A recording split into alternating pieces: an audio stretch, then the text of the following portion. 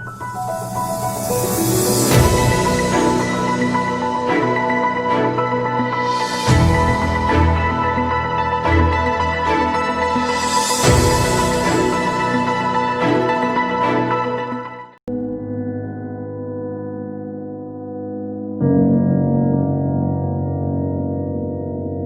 masalahnya kepada guru-guru yang veteran. Sebab mereka ni ramai yang buta IT. Budak umur 6 years old, 5 years old, 4 years old, kita nak engage dengan diorang pun nak dapat attention diorang very hard. The hardest thing to figure out is how to make the learning effective. Kita dah buat and then student tu tak tengok pun kita punya video tu. Guru-guru ramai yang sudah berkahwin. Guru-guru ada family dia sendiri. Bila situasi di rumah dan juga di tempat kerja ataupun di sekolah berbeza. Problem with line. So you akan ada problem untuk attend class. Yang duduk dekat kampung yang tak berapa mampu untuk beli handphone, untuk beli laptop yang mahal, tak ada internet. Even our lecturers pun sendiri, laptop tu ada, let's say ada satu je ataupun ada dua dekat rumah, but the children nak guna juga, the parents nak guna juga.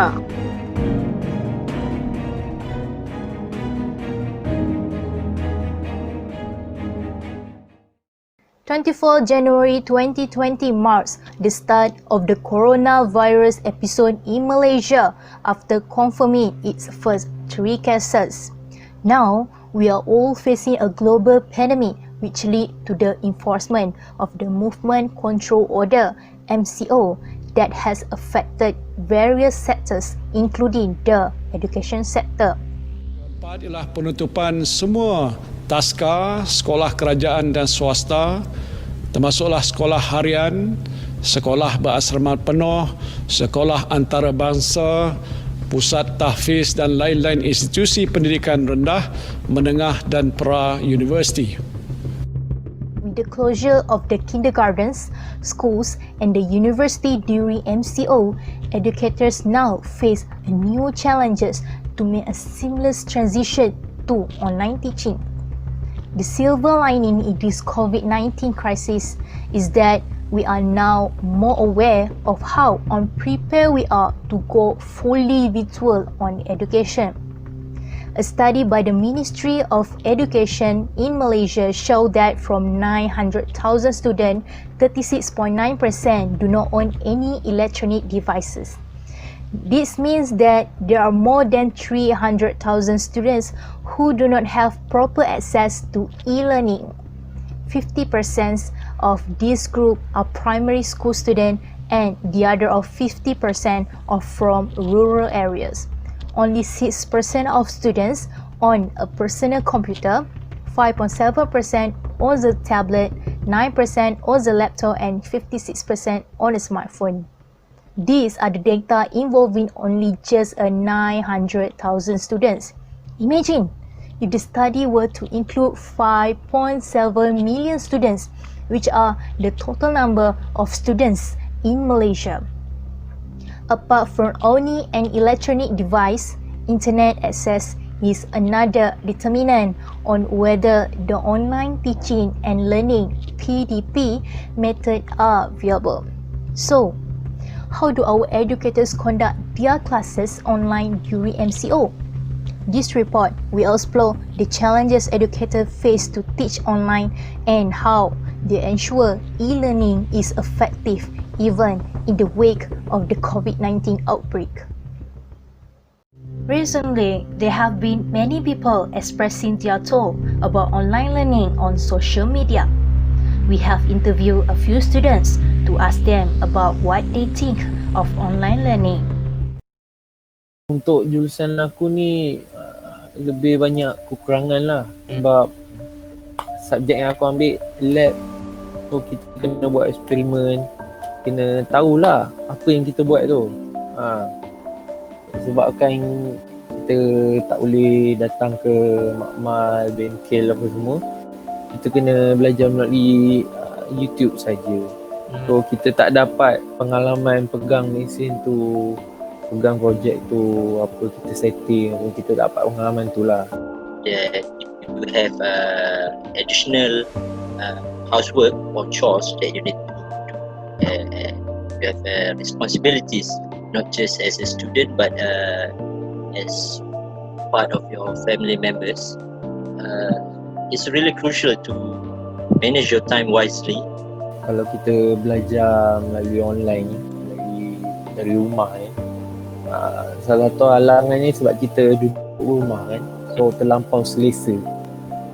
Ada macam ada TV, ada macam makan sediakan tu baring manjang, terlampau selesa lah sampai takut kita terlepas kelas ke apa ke. When you are at campus, you're surrounded with your friends, lecturers, so they can help in build up your motivation in studies. Melalui kelas macam kita tak faham, kita boleh tolong kat tangan tanya ke apa. Macam sekurang-kurangnya kita jumpa dia personal lah. Lepas habis kelas tu jumpa dia ke apa, dia akan ajar sampai faham. Melalui online ni susah sikit lah. Kadang-kadang lecturer mengajar melalui slide saja. Macam agak susah lah. Kita kena baca slide sedangkan subjek tu pengiraan. Macam setengah lecturer dia akan slide, contoh slide, lepas tu dia buka new tab, kadang-kadang betul dia bagi contoh, dia lukis lah kat gambaran tu apa semua. Itu aku lebih prefer lecturer macam tu, yang mengajar, yang explain, betul-betul nak bagi student faham. First and foremost, the internet coverage and internet facility must be improved first, in my opinion, because most of students come from rural places like village and also out of urban area. So the internet connection or internet strength is not good enough. Me as example, myself, my hometown, if I go back, there doesn't even have a 4G support connection in my area of hometown. So the implementation of improvement in internet connection is the foremost important part before like device or any other aspect of the online study. In the meantime, or for the moment, I think that our country doesn't meet the requirement yet for e-learning, because we are not ready yet.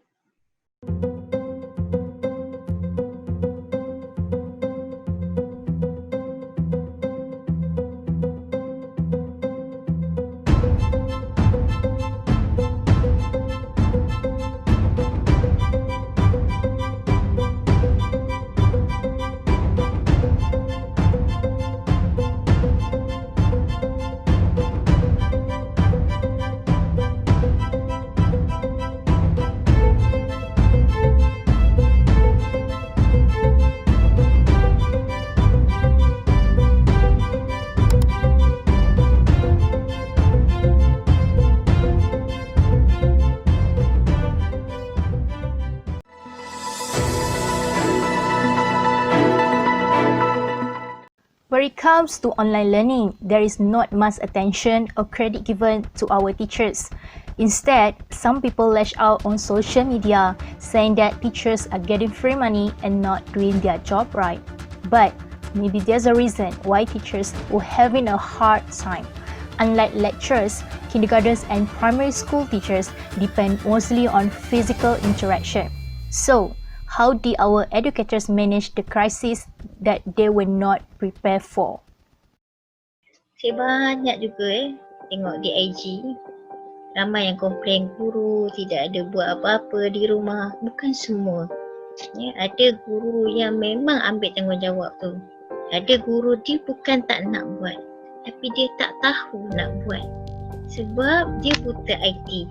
Cikgu tu sendiri kena belajar di rumah tanpa diajar secara terus. Dia kena belajar sendiri. Bayangkan kalau mak-mak kita belajar guna IT, belajar sendiri di YouTube, boleh ke? Tak boleh. ni dia kena guide. Dari segi penggunaan IT tu, saya rasa bagi guru-guru yang muda lah, yang muda tak ada masalah. Tapi dia ada masalahnya kepada guru-guru yang veteran. Sebab mereka ni ramai yang buta IT. Jadi itu memang memberi masalah yang lebih lah kepada guru-guru veteran berbanding guru-guru yang muda. Mereka perlu belajar lebih. Dan sebab itu juga pihak JPN, terutama sekali PPD, bahagian PPD, mereka merangka satu program di mana untuk guru-guru menjalani pembelajaran bagaimana nak menggunakan aplikasi di talian, terutamanya Google Classroom. Terutamanya itu yang paling basic, Google Classroom. Bagi untuk guru muda tak ada masalah. Sebab mereka masih rajin, masih berminat dengan penggunaan IT. Tapi dia akan diberi masalah kepada guru-guru veteran, terutama yang berumur 50 ke atas. Memang ada masalah. Saya sendiri ada pengalaman di mana ada guru, guru dia perlukan khidmat guru lain mengajar sebab dia memang pihak JPN dia ada bekalkan pembelajaran tu secara Google Meet. Tetapi pembelajaran itu hanya boleh memuatkan 250 orang sahaja. 200, bayangkan guru-guru di daerah Mancung pun sudah lebih daripada itu. Jadi macam mana nak menangani masalah itu? Jadi mereka dah buat satu lagi sistem yang kita panggil YouTube Live. Kita boleh menampung lebih ramai lagi guru lah, bukan sahaja di daerah Mancung. Boleh merangkum sampai ke negeri-negeri lain lah. Saya pun volunteer juga membantu guru-guru yang kurang arif, kurang pakar dalam aplikasi Google Classroom. For kindergartens and primary school teachers are mostly young and IT savvy. However, it was still a struggle to create an engaging content for their students. For kindergarten, for my school, it's different with primary and secondary teachers always teachers other teachers method, right? So kalau method primary dengan secondary school, the teachers are teaching them using Zoom meeting or Google Meet, right? Like that.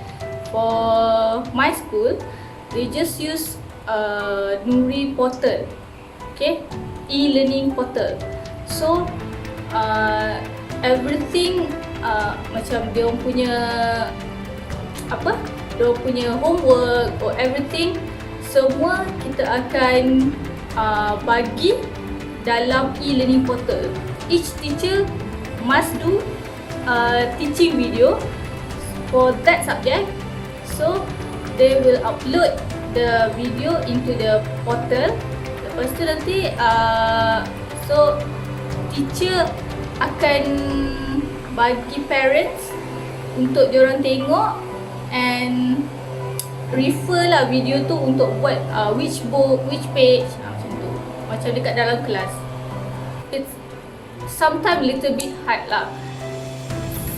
Kadang kalau kita dalam kelas sekalipun, kita nak engage dengan budak-budak pun, budak umur 6 years old, 5 years old, 4 years old, kita nak engage dengan diorang pun, it's hard, very hard nak dapat attention diorang, very hard. Ni untuk online class pun agak susah untuk diorang nak tengok kita punya video yang kita bagi semua tu. Kita dah buat and then student tu tak tengok pun kita punya video tu. So itu yang membebankan, mungkin membebankan parents juga. When MCO first started, my school did not use any platforms. What we used to do was we emailed PDF copies of worksheet, and we also sent video links to parents so that the parents can teach their children at home. We provided them with our Skype IDs and our Zoom links and stuff like that, but they didn't seem interested. Maybe they weren't as worried as much before, they thought that, oh, this is only going to be like 2 weeks or 1 month. My kids can have rest. I want to focus on financial and stuff like that, but as we move on further with the MCO, it got longer and longer. So our school decided to take on this Seesaw platform. So at first, I was pretty worried because it is a whole new platform that I've never heard about. Yeah, so I had to spend a lot of time just learning how the platform works. I think it took around 1 week for me to figure everything out, like where the students need to upload and where do I upload like my teaching materials, where do I upload worksheets for them. And I think but using the platform itself is not that hard to figure out. The hardest thing to figure out is how to make the learning effective. So kalau teacher tu ada effort untuk buat video tu lebih interaktif, like macam contoh kita belajar huruf A, letter A. So teacher tu mungkin ada play some games, so children can play games with them dekat rumah dengan parents. So learning tu akan jadi lebih interaktif lah. Kalau teacher tu cuma mengajar straight to forward, okay, this is letter A for apple, A for da, and children pun rasa benda tu tak attractive lah. It depends on teacher lah. For me, kalau for me, I ajar ada sub activities yang diorang boleh follow, like okay, how to write letter A. I suruh diorang prepare some papers, stationeries, and do together, and then sing together, and then play together. So they excited to learn from that. I'm using Seesaw. I do not do video conferencing because I believe that my students have trouble accessing the internet at a specific time. So conferencing calls can be quite complicated. So what I do is I upload videos, I upload content online so they can access it at their own pace, at their own time. So I believe that we should try our best to imitate real life experiences, how they used to do it in school, because if we shorten the learning hours, that means they are getting less input and they are putting out less output, then automatically less learning. That is not what we want over here. But most teachers find it difficult to have their kids to sit in front of a laptop for a very long time. Kids do not want to sit in front of a laptop. They tend to walk around, jump around, and they get distracted very easily.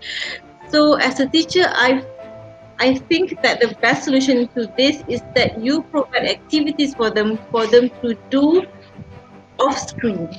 So I upload my activities here so they can access it whenever they are free. So I'll show you an example of what they've done. It's really cool actually. So this is their artworks. Yeah, so this is hold on. So this is how they show me that they are reading. They can actually insert their voice recording. So draw your call. I used to find it very boring to just listen to slides, just read slides, yeah? So for kids at that age, teachers should always work to find new ways to make their online learning interesting. Like I've used a lot of platforms, a lot of different tools for me to create my materials. You know, I used to record myself teaching with physical stuff, but I found that very, I don't know, it doesn't imitate the real situation in classes. So I believe that if you want to go digital, if you want to go online, we should go full on digital. So then I didn't get any training, so I had to go and watch videos on YouTube to train myself. So yeah, so I've ventured into even TikTok, as you said just now. Yeah, that's very useful to teach simple concepts in maths and science. I also use YouTube, also use Google Slides, but mostly I use PowerPoint to make my slides, and I can use animation and transitions to make it really more interactive. And Seesaw also allows students to interact by uploading their videos, their voice recording. So yeah, I know that not many people like have the idea even how to open up a PDF file and stuff like that. So yeah, training is very crucial, and some teachers, yeah, they don't know that. Oh, my kids do not want to stay in front of the laptop for a long time. What should I do? You know, but this is the solutions to these problems are the things that the ministry should have thought about before conducting these things, and they should guide the teachers on what to do. You know, because not everyone, not all teachers are resourceful. Yeah, some of them just stay in a rut. Oh, my kids don't want to go online. What should I do? I don't know what to do, and they just like leave it there, you know. And then the kids don't get their deserved education, and the teachers are not doing anything. I know most of us are doing our best, but some of us do not know how to do more. Yeah. So at this point, the government should really, dish in what they can. But I don't know about government teachers if they have had proper training or classes or whatsoever. But I have found on my Insta stories guidelines to online learning. It was set up by the government, so I thought that was pretty cool. They provided guidance on how to use Google Classroom and stuff like that. Yeah. Other than having lack of knowledge in IT and not enough experience in teaching online, many teachers also face problems in juggling their time between their family and students. Guru-guru semua berada di rumah. Guru-guru ramai yang sudah berkahwin.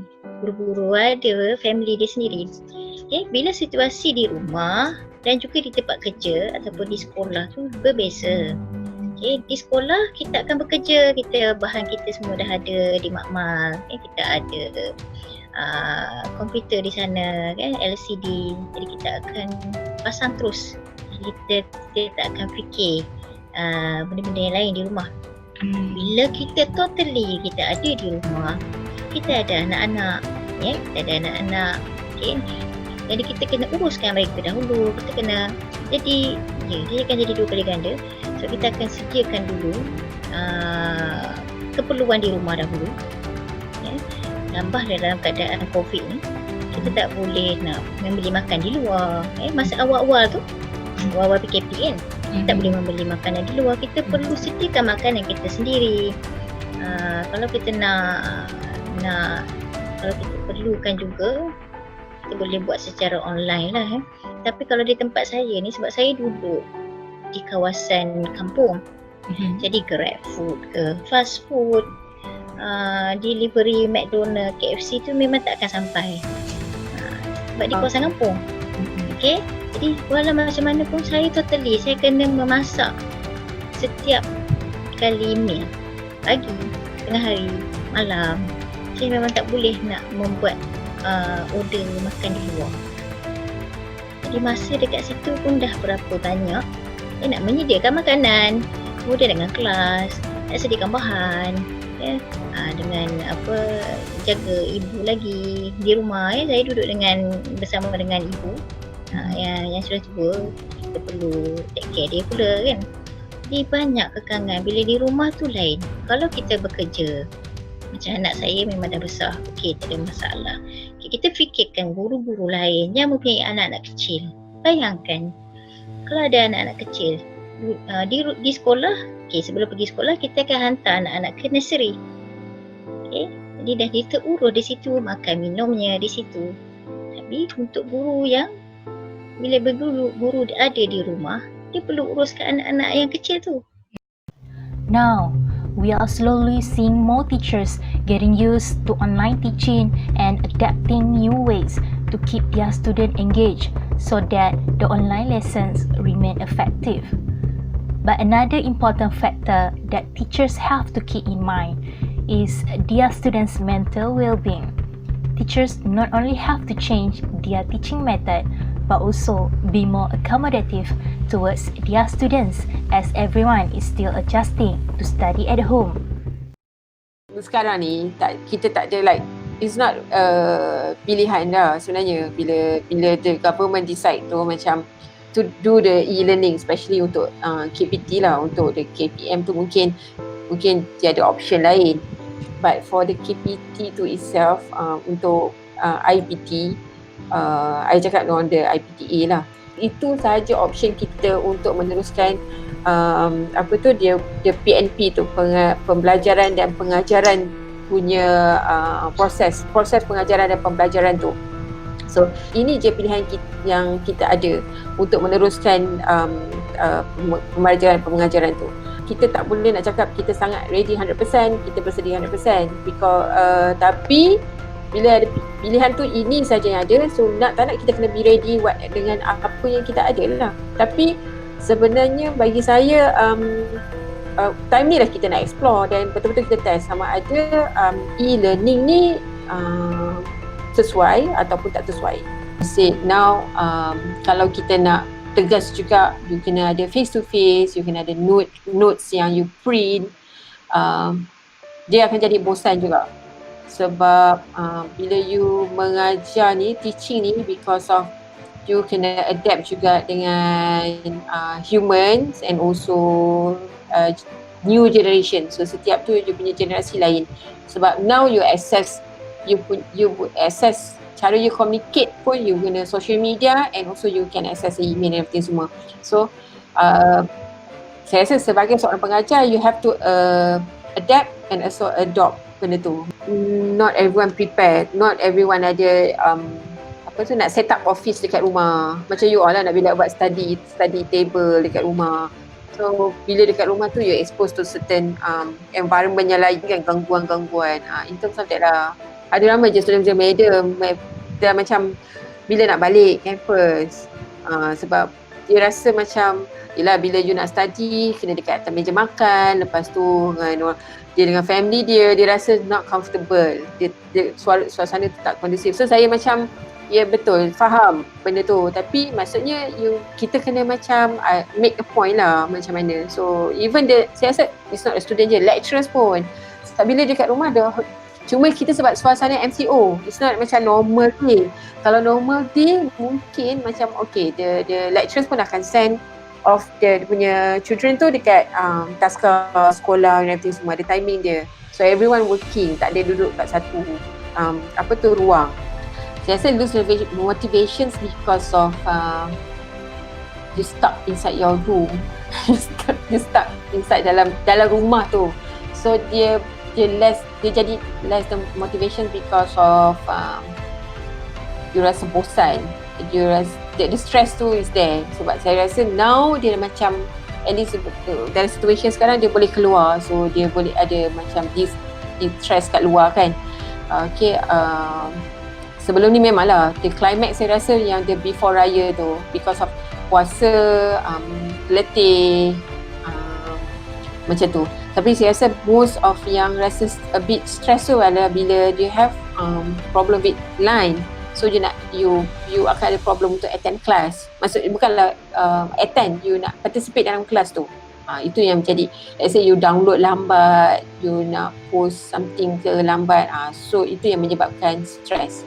Pada awalnya, pelajar saya ni ramai juga yang tidak hadir semasa persidangan video. Sebab mereka ni sudah lama duduk di rumah Okey, dan juga mereka menjadi malas. Mereka menjadi malasnya macam mana? Mereka susah nak bangun pagi. Dia tidur lewat malam dan mereka akan bangun lewat pada keesokan paginya kan. Jadi kita akan susun jadual tu ikut keperluan mereka. Okay, saya akan tanya pukul berapa yang mereka boleh adakan kelas. Selalunya saya akan mulakan kelas tu pada waktu tengah hari lah. Memang tak boleh nak buat apa. Kalau kita force, kita boleh bagi nasihat sahaja. Jadi jangan peningkan kepala ya, untuk guru-guru yang di luar sana. Ya, macam saya sendiri ada kawan, dia sangat-sangat stres. Sangat stres sebab student tak respon apa yang dia beri. Dia tak respon. Saya selalu cakap, saya selalu beritahu, cikgu sudah jalankan tanggungjawab cikgu. Cikgu dah beri, tapi mereka tak accept. Apa yang boleh kita buat. Jadi janganlah menyalahkan diri sendiri. Sebab kita dah buat yang terbaik. Jadi sepatutnya mereka terima dengan cara yang baik. You could be spreading the coronavirus without realizing you have it. So do your part and stay home. It's important to limit in-person interaction with anyone outside of your immediate household, but phone and video chat are safe ways to connect. It's also important to limit social gatherings. If you need essential items like food and medicine, try using a delivery service. If you must leave your house for essential items, or if you want to take a walk for exercise, make sure to wear a cloth face covering. Stay at least 6 feet away from other people. Try not to touch frequently touched surfaces like light signals, street signs, or benches. And wash your hands with soap and water for at least 20 seconds as often as possible. This advice applies to people of any age, including teens and younger adults. It takes all of us to slow the spread of the coronavirus, so stay home unless absolutely necessary. Visit coronavirus.gov for the latest information.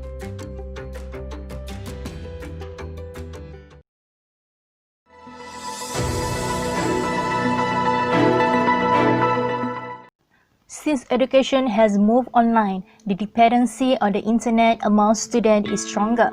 However, not everyone is privileged to pay for data plans or better internet modem. Some are able to pay but are just unlucky that their house does not support 4G. Apart from poor internet connectivity, many students and educators struggle as they lack electronic devices at home. Memang tak semua ada handphone. Tak semua ada handphone, ada laptop. So they always use their parents' handphone, their brother, their sister laptop like that. So now kan sekolah pun guna online classes juga. So macam okay, their sister, their brother nak guna laptop, nak guna handphone untuk diorang punya work, diorang punya homework, diorang punya class. So yang 4, 5, 6 years old ni, adik-adik dia ni tak ada handphone. Kalau yang ada handphone pun adalah 2-3 orang. Itu pun ada guide daripada parents kan.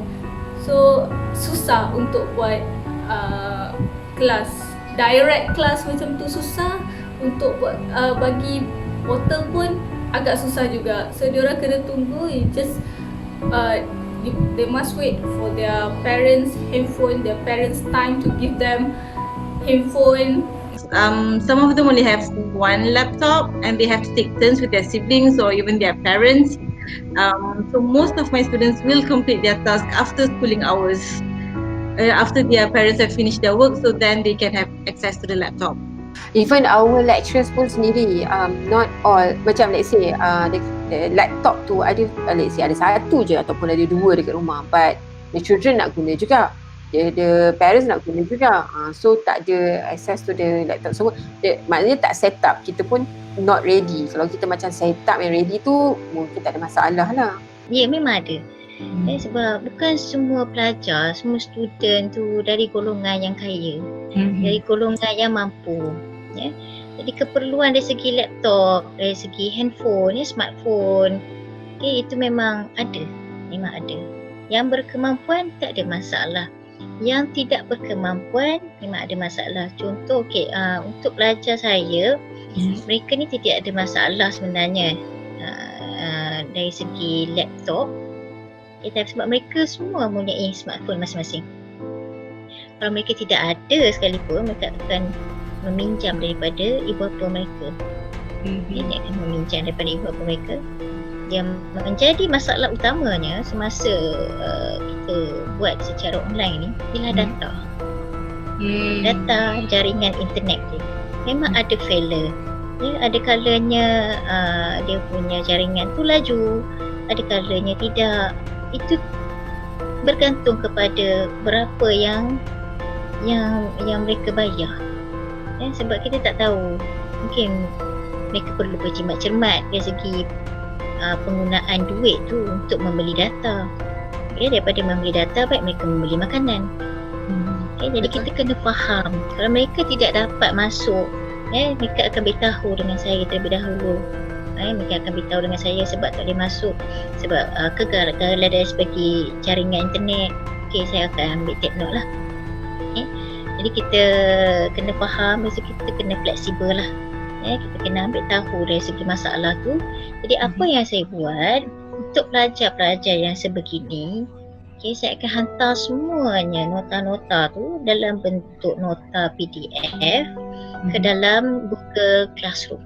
Google Classroom dan juga YouTube ataupun video simulasi kita masukkan di dalam Google Classroom. Jadi mereka kena belajar secara self learning. Jadi mereka kena belajar secara self learning, dan saya selalu galakkan jika ada apa-apa pertanyaan boleh menghubungi saya secara personal di WhatsApp. Saya memang akan selalu on handphone supaya mereka boleh bertanya apa jua soalan.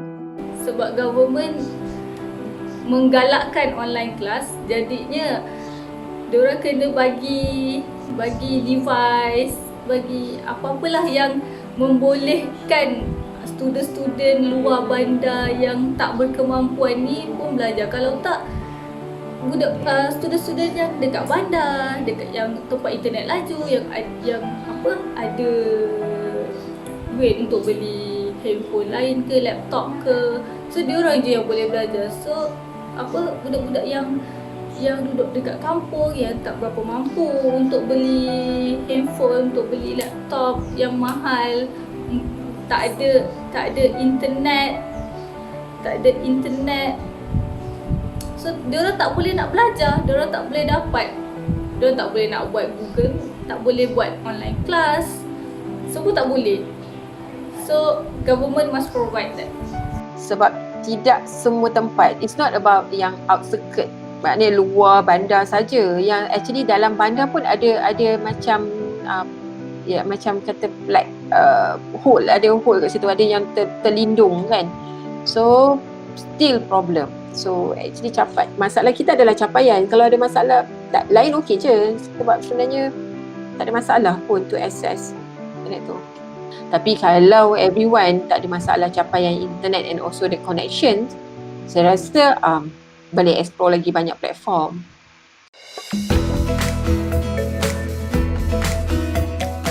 Hari ini, kebenaran nak ajar anak-anak muda apa itu COVID-19.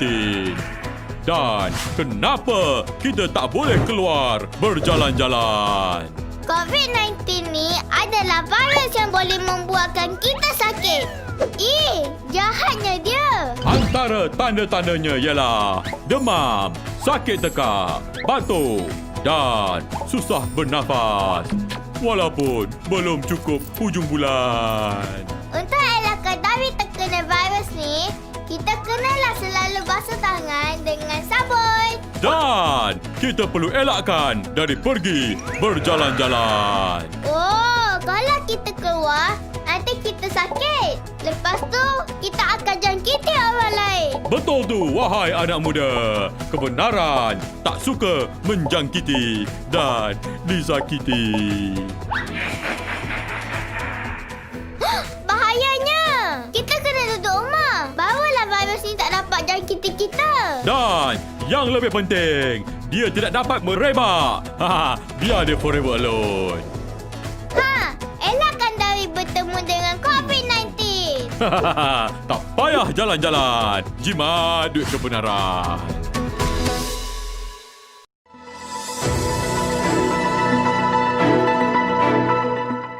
Lecturers and high school teachers have an advantage where their students are young adults and most of them have at least a smartphone.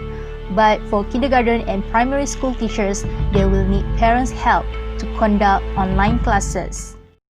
Some of the parents sangat membantu. Sometimes diorang akan, some parents akan tanya, teacher, hari ni ada homework apa? Teacher, anak saya tak tahu nak buat ni, boleh tak teacher terangkan lagi sikit, explain more about that subject kan, about that thing. So some parents ada yang macam tu, some parents just ignore my message like that. Some of my kids do not have the luxury of parents who want to help them. So what I do is I send them out simple tasks to do. Yeah, that's the best I can do. And sometimes I just give them YouTube links for them to watch and online games. Yeah. Parents are also mostly helpful, but I also know that some working parents who are really stressed out, they have no time to guide their kids. Because younger kids need guidance to conduct their lessons online, how to use the computer, how to restart the connection, reboot connection and stuff like that. And yes, some words they can't read, so they still need their parents. Yeah, but as of now, my kids are mostly very into their learning. Nak suruh parents tu bagi anak dia tengok video learning tu, buat kerja homework sama-sama. Itulah cabarannya. Is online learning the future of our education landscape? Students may complain about how unprepared the teachers are, and the teachers may do the same. But what we know is that the cause of the chaos is due to the lack of preparation from the Ministry of Education and Malaysia's poor internet connection. Sooner or later, educators, students and parents will find a way to work things out as they always do. Now, it's up to the government whether they will improve Malaysia's internet connectivity for equal education.